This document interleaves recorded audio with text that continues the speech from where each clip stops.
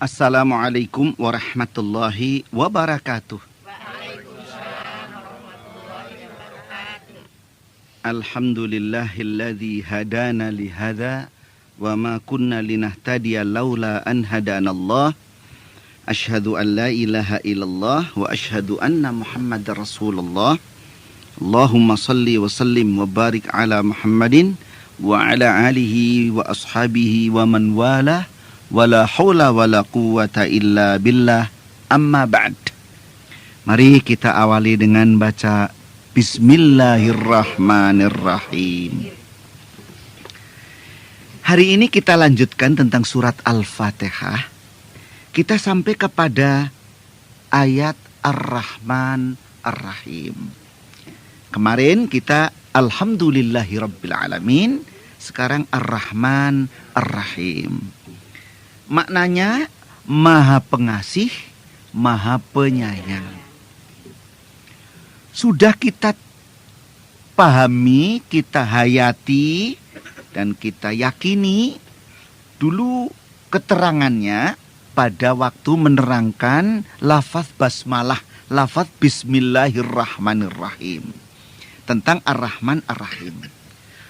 Itu adalah rahmat, bahwa Allah itu mempunyai sifat sebagai pemberi rahmat. Ar-Rahman Ar-Rahim ini memang sifat dari Allah. Jadi kalau kita lihat mufrodatnya, vocabulary-nya, Ar-Rahman Maha Pengasih, Ar-Rahim Maha Penyayang. Ini bentuknya bentuk isim mubalaghah. Bahasa Inggrisnya superlatif. Jadi Maha. Ar-Rahman Maha Pengasih, Ar-Rahim Maha Penyayang. Tarkibnya, susunannya, Ar-Rahman Ar-Rahim ini merupakan sifat dari Allah. Jadi kalau Alhamdulillahi Rabbil Alamin, Rabb itu badal, pengganti dari mabdul yang diganti Allah. Ar-Rahman Ar-Rahim sifat dari Allah. Itu tarkib strukturnya daripada susunan dari kalimat itu. Nah, setelah kita mengerti mufradat dan tarkibnya, susunannya, mari kita coba memahami isinya. Isinya apa? Dulu ketika membicarakan Bismillahirrahmanirrahim sudah tahu. Ar-Rahman adalah sifat Allah suka memberi rahmat secara umum yang merata. Sudah diterangkan waktu itu. Kalau Ar-Rahim adalah sifat Allah pemberi rahmat yang khusus kepada yang mukmin dan yang muti' saja, pada yang beriman dan pada yang taat saja. Nah, lalu Ar-Rahman Ar-Rahim di sini tekanannya pada apa? Nah, ini yang perlu kita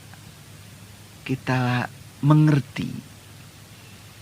Ar-Rahman Ar-Rahim di dalam ayat ini maknanya bahwa Allah menciptakan alam semesta ini, termasuk manusia, semata-mata karena rahmatnya, karena kasih sayang. Kasih sayang. Kasih sayang tanpa pamrih. Ini maknanya. Allah menciptakan bumi, matahari, planet-planet dan bintang-bintang yang jumlahnya belum bisa dihitung di alam jagat raya ini, itu semua dasarnya karena kasih sayang, dasarnya rahmah. Termasuk menciptakan kita manusia ini dasarnya rahmah, kasih sayang tanpa pamrih. Gitu. Ya, ini manusia membuat gelas, ini ada gelas, ini ada gelas. Manusia membuat gelas. Mengapa? Karena manusia memerlukan gelas. Ada pamrih. Manusia membuat meja, ini meja. Karena manusia membutuhkan meja. Allah membuat bumi. Allah tidak butuh bumi. Allah tidak memerlukan bumi. Allah kok menciptakan manusia? Allah tidak membutuhkan manusia, tidak. Di sini tanpa pamrihnya begitu. Lalu apa tujuannya menciptakan ini? Sekedar kasih sayang, rahmat semata-mata. Inilah maka Ar-Rahman Ar-Rahim merupakan Asmaul Husna yang prima. Saya katakan prima, yang dasar sekali. Asmaul Husna yang prima, yang primer. Kasih sayangnya tanpa pamrih. Lain dengan kita loh ibu-ibu, coba kasih sayang enggak pada suami. Mesti kasih sayang tapi tetap ada pamrih. Kasih sayang enggak burung, Mas duit endi. Loh kasih sayang kok tanya uang. Nah, itu. Mengapa? Ini insan, manusia, hamba. Hamba tidak dapat lepas dari pamrih. Selama pamrih itu mulia, benar, terhormat, oke, boleh. Inilah. Memang dan manusia memang. Si suami juga begitu kan. Cinta sayang, mesti ada pamrih. Nah ini bapak-bapak ngaku lah, itu mesti ada pamrih. Tidak sekedar hanya mengkasih sayang, nyah-nyoh dimintai uang gitu. Mesti ada maksud juga. Ya. Si istri juga begitu, minta uang pada suami lah, itu memang istri. Itu diatur oleh Allah sebagai Rabbul Alamin. Ngatur apa? Ngatur memang begitulah mekanisme psikis ya, mekanisme jiwa manusia. Si istri bilang sayang-sayang juga minta uang. Tapi diatur juga oleh Allah. Si suami pun akan marah kalau istrinya minta uang kepada tetangga. Kecuali suami ndablek, kecuali lah inilah. Dapat dipaham ya lah, inilah. Begitu Allah ya.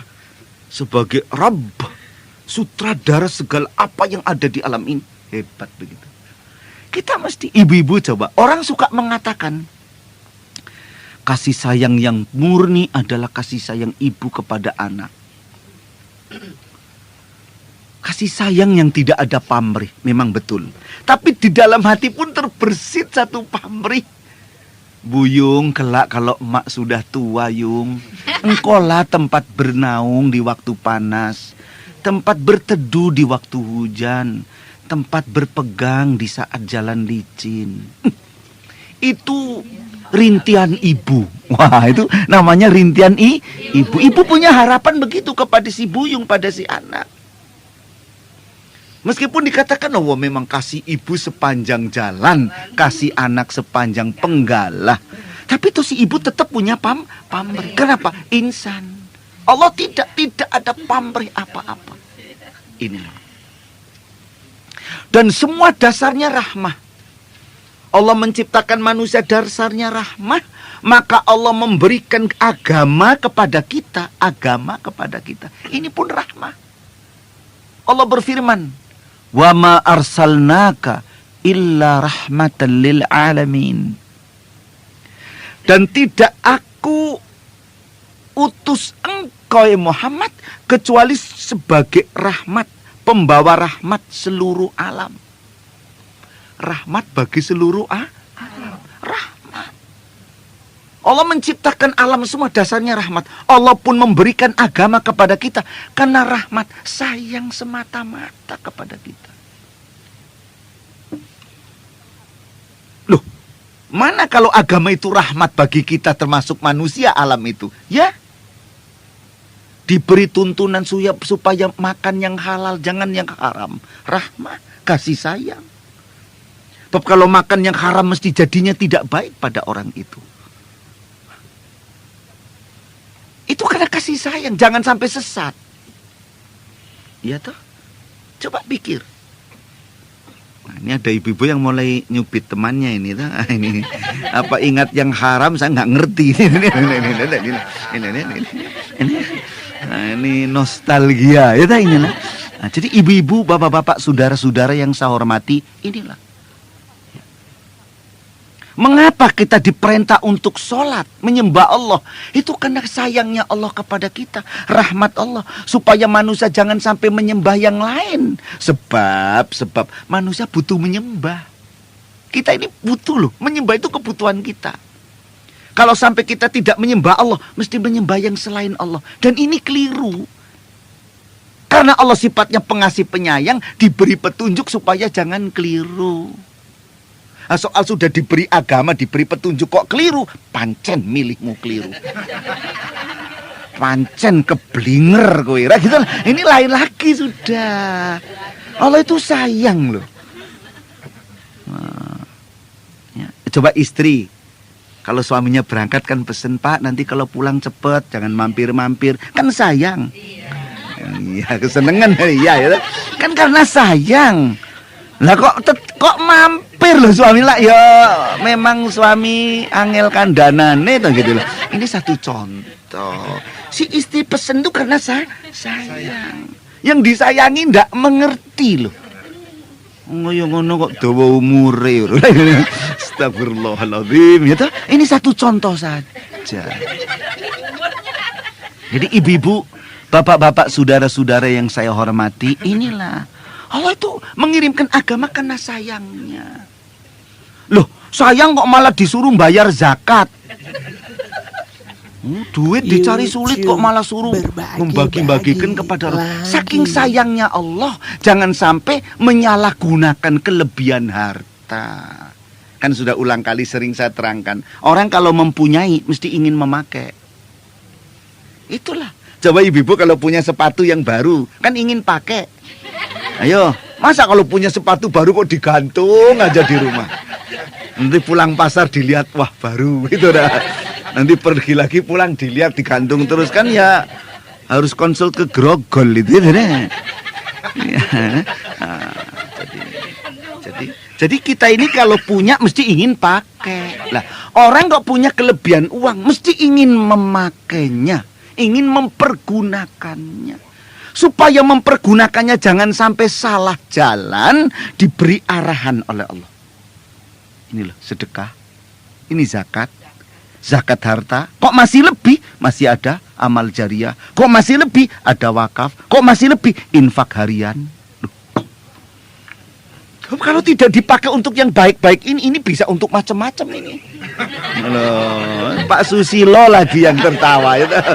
Aduh, saya inilah ya. Ini ya inilah bab itu, hati-hati itu ya. Jadi ini kan kasih rahmat, dasarnya rahmat.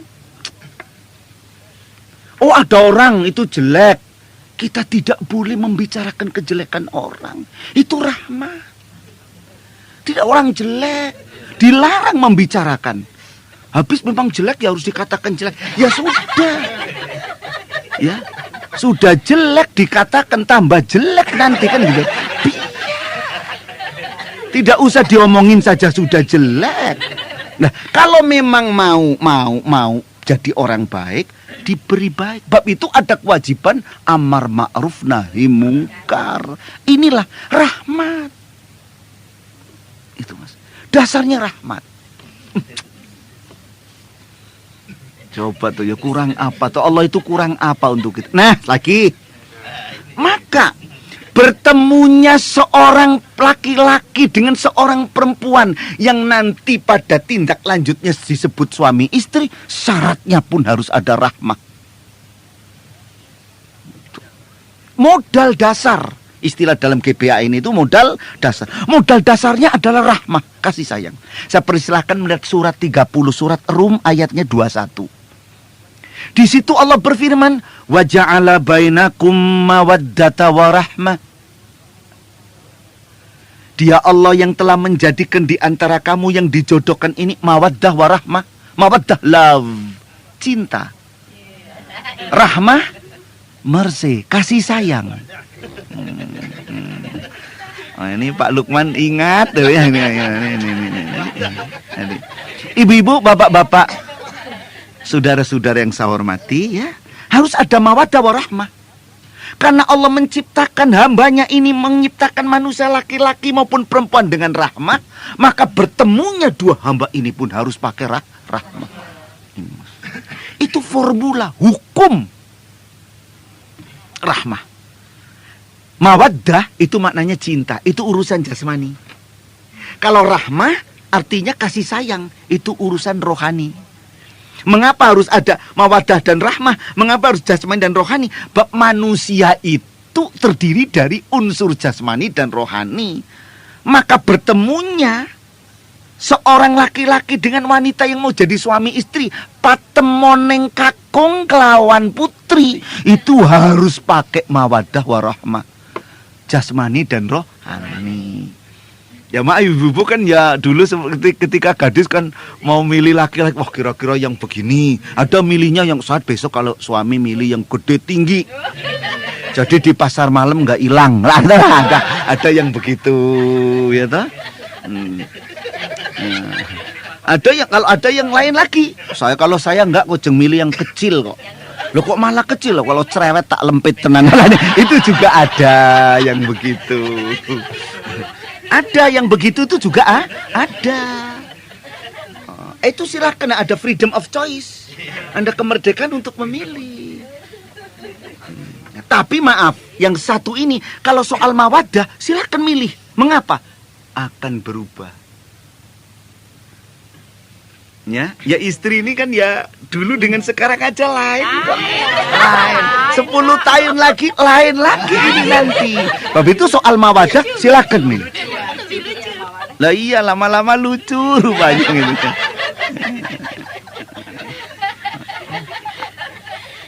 Baiklah ibu. Iya, inilah. Jadi begitu. Tapi rahmah kasih sayang itu tidak menurun, makin naik. Itu rahmah. Bapak, rasa seaib, semalu, senasib, sepenanggungan. Ya, mengalami ini itu mulai masuk ke Jakarta pertama-tama hanya pakai sepeda. Nuntun sepeda ban bocor ora kuat nambal gitu dulu. Sampai sekarang punya mobil.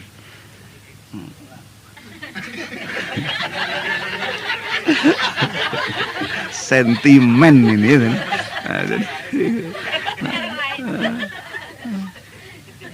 Mobil, wah.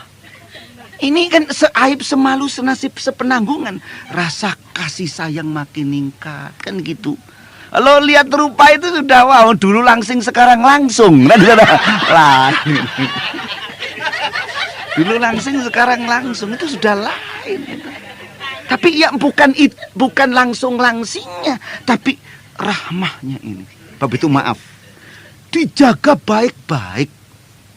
Ya, istri kan ya manusia, pasti ada kekurangannya. Allah berfirman dalam surat An-Nisa, surat 4 ayat 28. Wa khuliqal insanu dha'ifa. Diciptakan manusia itu ada sifat dhaif, lemah. Sebagai manusia mesti ada kelemahannya. Suami juga ada kelemahannya, si istri mesti ada kelemahannya. Ini harus kita terima kelemahan ini. Jangan terus mau, ya toh. Ini harus mengakui soal ini. Hingga pada satu saat si istri bisa berbuat khilaf, suami bisa berbuat keliru. Nah bisa. Kalau sudah demikian ini, hendaknya saling maaf memaafkan. Dan maaf memaafkan ini bisa terjadi kalau rahmat tidak rusak. Boleh tidak senang pada istri karena sedang ya tidak cocok, tapi rahmah dijaga, jangan sampai hilang, rusak. Piring boleh pecah deh, tapi rahmat jangan pecah. Ini saya ngomong begini bukan nanti pulang terus mecah piring, jangan. Ya, ini maksudnya yaitu ya bisa terjadi loh, namanya fisik ini ya. Tetapi rahmah jangan sampai rusak, ini prinsip. Ya kalau rahmah sudah rusak, ya Allah ya Rabb. Jangankan kalau sudah agak tua-tua, biar istrinya masih cantik, mingir-mingir, minting-minting. Tapi kalau sudah rusak rahmahnya, sebel. Begitu pula biar suaminya gagah, wah gede dhuwur, brengah-brengah. Serapang berngose malang pundake melang-melang dadane. Kan gitu kan? Tetapi kalau rahmah sudah rusak, maaf. Kapan diambilnya orang? Ya kan begitu toh. Inilah jadi maaf, itulah maka nun sewu ini maaf, di dalam Islam tidak ada kawin paksa dan tidak boleh. Dasarnya harus rahmah ada. Tidak boleh dipaksakan itu. Itu karunia dari Allah. Nah, sesudah ketemu suami istri dengan rahmah. Besok patemoning kakung lawan putri dengan rahmah, bertemunya laki-laki dengan wanita dengan rahmah. Nanti tempat bertemunya bibit laki-laki dan wanita pun di satu tempat yang namanya rahim. Rahim, kasih sayang. Ini hal yang sakral, suci. Jadi ini bukan kebetulan, bukan. Hebat. Begitu lahir nanti, bayi lahir, semua orang diberi sifat rahmah kepada bayi. Semua orang senang kepada bayi, sayang kepada bayi. Karena ponaan dimban, anak ponaan digendong gitu toh ya. Wah, terus nanti kok kencing tur gitu. Marah apa enggak? Tidak marah, seneng, sayang. Aduh, aku dipipisi. Tuh, saya mau dapat rezeki nih, kan begitu. Kenapa rahmat? Padahal dikencingin. Kan ketularan. Coba tengah malam ada bayi jerit nangis, jerit. Semua orang sayang. Bangun tidak marah. Bangun, aduh, ayo tuh tadi dimimii belum? Sudah, barangkali ada semut itu dibuka pakai. Semua orang sak rumah ikut sayang. Kenapa? Bayi masih suci. Semua orang diberi sayang, masih suci. Lesannya belum pernah untuk dusta. Mulutnya belum pernah untuk nipu. Coba kalau yang jerit bapaknya, wah, pentungi orang sa-RW gitu kan. Itulah rahmah. Inilah. Baik ibu-ibu, bapak-bapak, saudara-saudara yang saya hormati, demikian rahmah Allah itu harus kita terapkan di dalam sikap hidup sehari-hari. Itulah maka Nabi bersabda, irhamu man fil ardi yarhamkum man fis samai. Sayangilah olehmu apa saja yang ada di bumi ini. Siapa saja, niscaya kamu akan disayangi oleh yang di langit. Ya, inilah sayang. Apa saja. Hewan dipotong boleh, tapi harus dengan kasih sayang. Dengan pisau yang tajam. Ambil urat lehernya yang tepat untuk bisa jalur napas dengan jalur darah ini potong. Jangan menyiksa. Silakan. Kasih sayang. Boleh kamu motong, boleh kamu makan, tapi dengan penuh kasih sayang. Itu. Apalagi kepada anak, ibu-ibu anak ya. Kalau sedang marah, sedang apa, tidak boleh seorang ibu kehilangan sayang. Marah bisa kepada anak, tapi rahmah jangan sampai hilang. Tapi itu ibu-ibu kadang-kadang begitu, karena marah sama bapaknya nggak berani. Kebetulan anak ini rupanya kayak bapaknya lah ini biasanya jadi sasaran, itu biasanya begitu ini. Biasanya jadi sasaran. Nah ini gawat sekali itu. Nah, jangan terus marah sama anaknya, itu rahmahnya bisa hilang itu. Pukuli, diteoti, tuman, bandel, badung, persis bapakmu. Lah ini kadang-kadang tidak boleh ya. Jadi inilah ibu-ibu, bapak-bapak, saudara-saudara yang saya hormati, jaga baik-baik rahmat dengan lingkungan.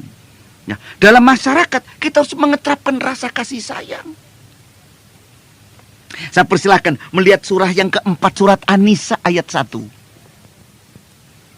Ya ayyuhan nas, wahai manusia, ittaqu rabbakum, bertakwalah kalian kepada Tuhan kamu, alladzi khalaqakum min nafsin wahidah, yang dia telah menciptakan kamu dari jiwa yang satu, yaitu Adam. Wa khalaqum minha zawjaha, dan dia telah menciptakan daripadanya jodohnya, yaitu ibu Hawa. Wa batha minhuma rijalan katsiran wa nisaa, dan Allah telah memperkembangbiakan dari mereka berdua laki-laki dan wanita yang jumlahnya banyak. Wattaqullah, takwalah kalian kepada Allah, alladzi tasa'aluna bih, allazi tasa'aluna bih, yang kalian pada menyebut nama Allah dengan saling minta tolong satu sama lain dengan menyebut nama Allah. Wal arham, dan arham. Arham itu plural, dari singularnya rahim. Jamak dari mufradnya rahim. Dan rahim-rahim, maknanya peliharalah silaturahim. Silaturahim itu perlu dijaga. Dari siapa? Mengapa harus dijaga? Sebab kita asalnya dari satu rahim, rahimnya Ibu Hawa. Silaturahim, sayang menyayangi, harus dijaga dengan baik-baik. Meskipun bukan saudara sekandung dalam arti ibu ayah ini, tidak. Kita punya asalnya dari rahim yang satu, rahimnya Ibu Hawa.